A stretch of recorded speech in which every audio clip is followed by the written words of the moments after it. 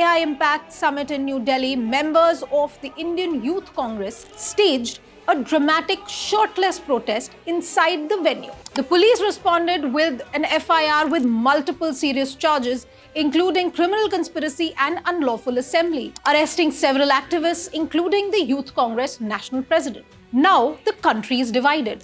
Is this suppression of dissent or enforcement of the law?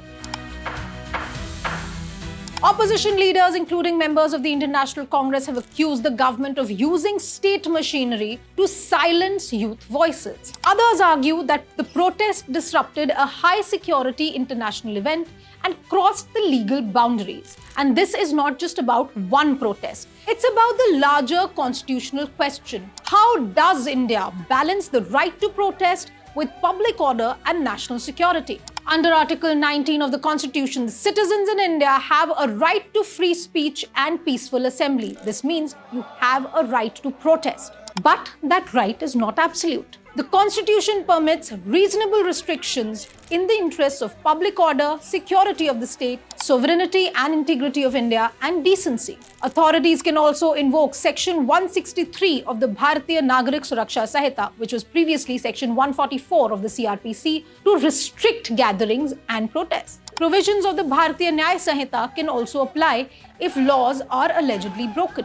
Indian courts consistently follow a balancing approach. Protest is a fundamental right, but regulation is constitutional when security and public order are at stake. And how does this compare globally?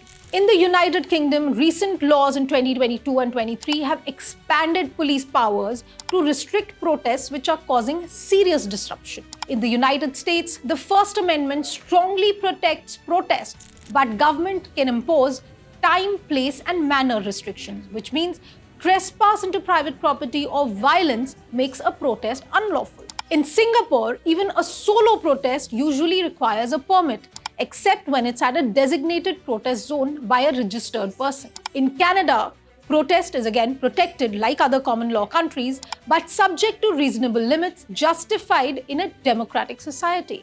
Across democracies, one pattern is clear. No country treats protest as unlimited, even France, which has a history of violent protest. So in India, the real question is not whether protest is allowed, because it is. The question is, when does peaceful dissent cross the legal line? And when does state action go too far? Because in every democracy, that line does exist. The debate is about where it is drawn and who draws it.